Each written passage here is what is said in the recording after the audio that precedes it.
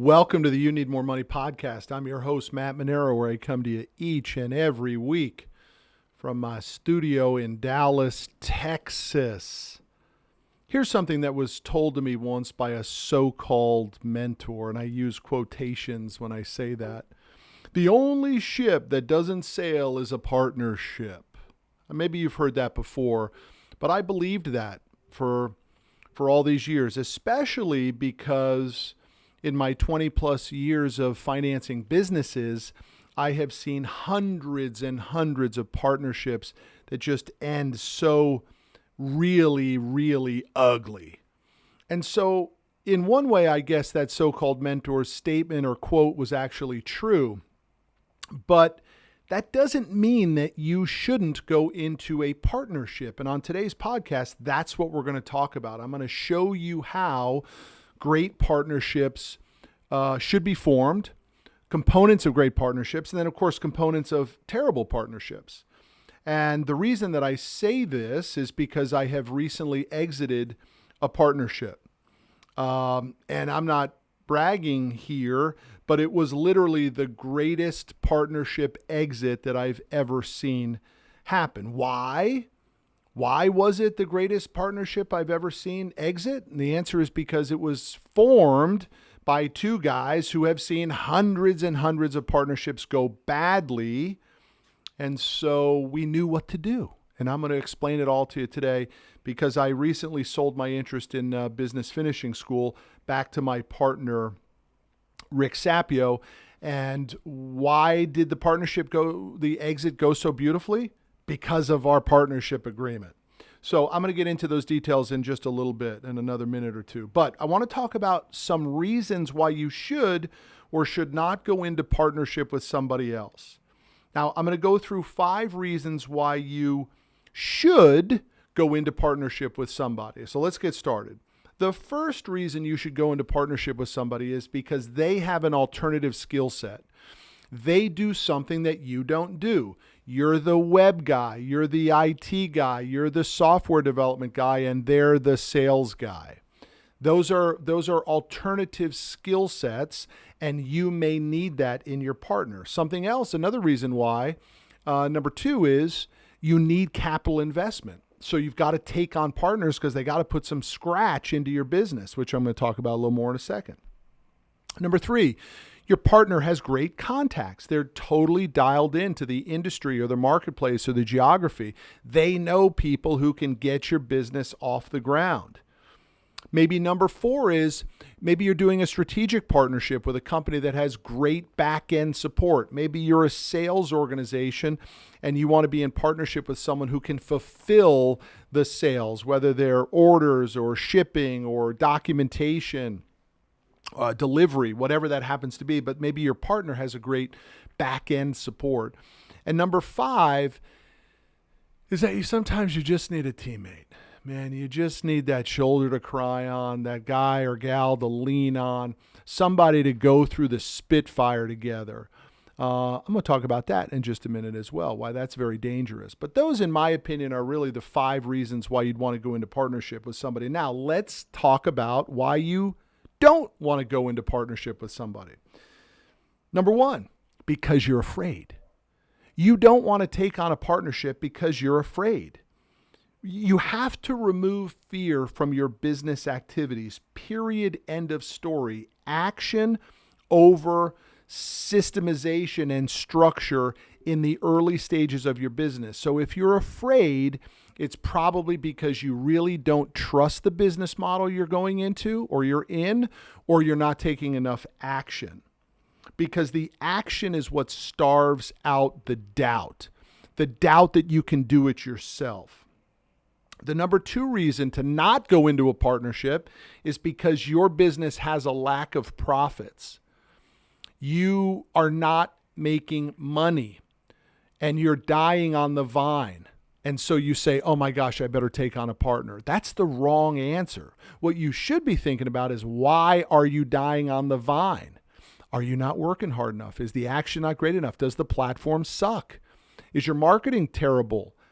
Why would you want to take on a partner for a business that doesn't make any money? Now, I understand the argument, the Amazon argument and the Uber argument. I get all that stuff, but you ain't Amazon and you ain't Uber. You're you, trying to make a living for yourself, trying to do better than you thought you could ever do. And most of the time, we end up with a business that is still struggling with cash to get you what you need out of it. And so you begin to say, well, let me go ahead and take on a partner. Very, very, very wrong reason. Get the business profitable. And number three, and this is probably the area that I've seen most people get screwed, is they take on a partner because the partner's good at the paperwork, right? They take on a lawyer because the lawyer can do all the documentation for free in exchange for equity in the business. Well, guess what? That's an out for you. That's an excuse for you to say, well, I don't do the paperwork. My partner does the paperwork. And that's when the partner hoses you. That's when you get screwed over. So you have to understand the paperwork. So I'm going to go ahead and give you now 5 tips, 5 tips on how to create great partnerships. So let's go right into it. Number 1, partnerships stop working for one of 2 reasons: money or effort. When there's no money in the partnership, the stress that it creates on the families of the partnerships often break up the partnership. There just isn't enough to split. Now, let me go the opposite direction, because I've seen this happen too, where there actually is money in the business. The business has taken off, it's doing well, and guess what? The partners get greedy. And one guy says, I want a bigger piece of the pie. Probably because they feel they're putting in a greater effort. So money and effort are the 2 reasons that partnerships most often blow up. It's also the 2 elements in which they're great. If the business and the partnership is making money and both partners are working their ass off, there's nothing to complain about. But invariably what happens is somebody ends up doing more work than the other. They're working harder, and that begins to create the resentment. Because I'm splitting the deal 50-50, but I'm working 95 and he or she's working 5. Blows up partnerships all the time. So we're going to go ahead and start to put some protectors in this deal, this new partnership. It takes me to number 2. You must have an out clause. And I want you to have an out clause in your partnership agreement that is reviewed every 6 months. I'm going to tell you my story in a minute. You'll see exactly what I mean. Every 6 months, you are to sit down with your partner and you're going to have breakfast, or you're going to have coffee, you're going to have dinner, you're going to have cigars, you're going to have drinks, whatever you're going to do. And you're going to talk about the strength or the weaknesses within the partnership. And here's what I want you to ask. What do you like about the partnership? This is what you're asking to yourself and to your partner. What do you like about it? What do you not like about it? What are we doing well? Who is doing well within the partnership? Are we happy being partners? What is this long-term direction that we started the partnership / business under, and do we still have that layer of alignment? Communication is vital to a great partnership, and the out clause in your partnership agreement that is reviewed every 6 months gives you guys an opportunity to get it out on the table. A neutral environment in which you're talking about how is it going, because I have seen partners very quickly go into each other's corner and they don't come out. I hate my freaking partner. I do all the work. This guy sucks. I should have never given him 50% of the business. The out clause helps you guys force communication. Number 3, you must have an org chart. Who's going to do what? I want you to draw it out. I want you to put it all on paper. Who's going to be the CEO? Who's going to be the COO? Are you going to get a board of advisors or a board of directors? Who's going to handle the money? Who's in charge of sales? Who's in charge of marketing? Who's in charge of operations? Who's in charge of opening and closing? Who's in charge of fielding phone calls on the weekends? All of it. Lay it out in an org chart. And if it's just 2 of you, both of you are going to have to cover about 8 positions on the org chart. That's the way it goes. But you're not guessing. You've laid it out. you've discussed it, you've filled in names to the job description and requirement of the org chart, and you've clearly defined the expectations of what each of you are responsible for within the partnership. Number 4, I think this is the most important one. You have to run out the profit before the profit happens. So, you are a web guy, you're a web design guy, and the other guy's a chef. Well, the chef doesn't know how to build websites, and the web guy doesn't know how to cook. So guess what? They go into the restaurant business together. Well, one of you probably should have done it on your own. And in that situation, there's really only one guy that could have done it, and that's the chef. The web guy ain't going to get into the kitchen and make good food, but the chef could go ahead and outsource a website guy to somebody else without giving up 50% of the business to the restaurant to go ahead and do it. The reality of number 4 is running out the profit before you start the partnership is you'll begin to see what does the split look like. So let's say after the first year, the company makes $100,000 pure profit. Well, $100,000 might be good for one partner, but now that you're splitting it 50-50, it's $50,000 to one partner and $50,000 to the other, and that still might make trouble. It might make mama unhappy, and the mama I'm talking about is your spouse. He or she might be happy at 100 G's coming to the family, but he or she ain't happy at 50 G's coming to the family. So what's it going to look like when that happens? What if it's only 50,000 and now you guys only got to split 25 grand? Or what if it's 500,000 and you guys are splitting 250 and 250? You might want to work harder to keep that partnership in play. So you got to run the math out. You got to run the profit out to see, is there actually enough skin to be cut in 2 different ways? Super, super important. Now, number 5. And I want to see if you can do this because this one's tough. I want you to determine the exit process before you finalize your partnership agreement. If it doesn't work out, this is what we're going to do. If we don't want to be partners, how are we going to exit this partnership? Are we going to immediately go to mediation? Are we going to hire an outside third-party valuation company? Are we going to come up with a valuation of the business on our own? What are the steps that we're going to take to unwind this partnership, put it into your partnership agreement, sign off on it, and make it binding so you know how the exit process is going to work? Most of us don't do any of these 5 things. We just go into it because we're afraid of doing it ourselves. So we take on a partnership, and that's why most partnerships fail. Now, I'm going to give you a bonus tip here. We'll call it 5A, maybe even call it number 6.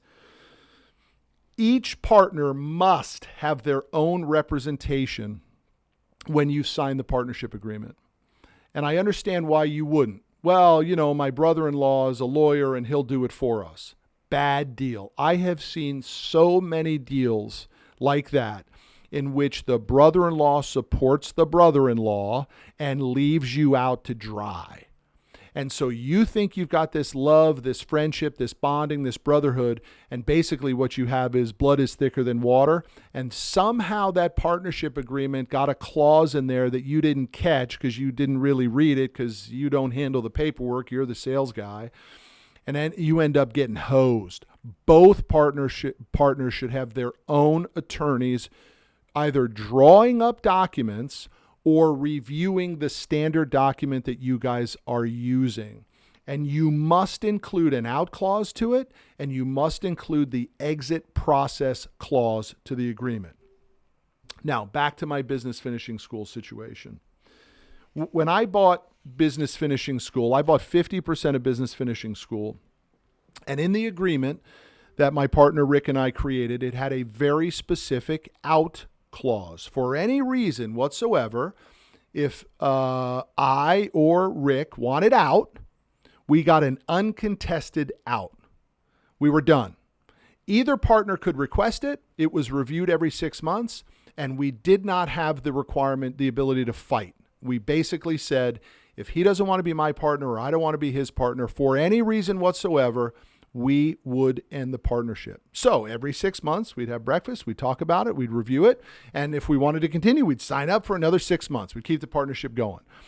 And then one breakfast, it became pretty clear that we really didn't want to be partners anymore. I wanted to go one direction with Business Finishing School, and Rick wanted to go another direction.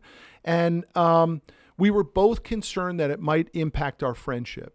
And so we decided to exercise the out clause that we had put into the partnership agreement. And we literally followed the steps of creating a valuation, which, by the way, he and I did on the back of a napkin.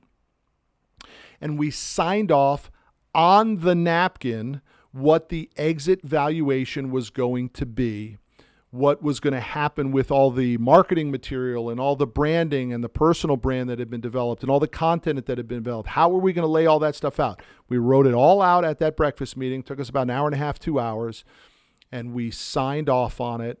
And once we signed off on it, Rick signed off on a check and paid me out.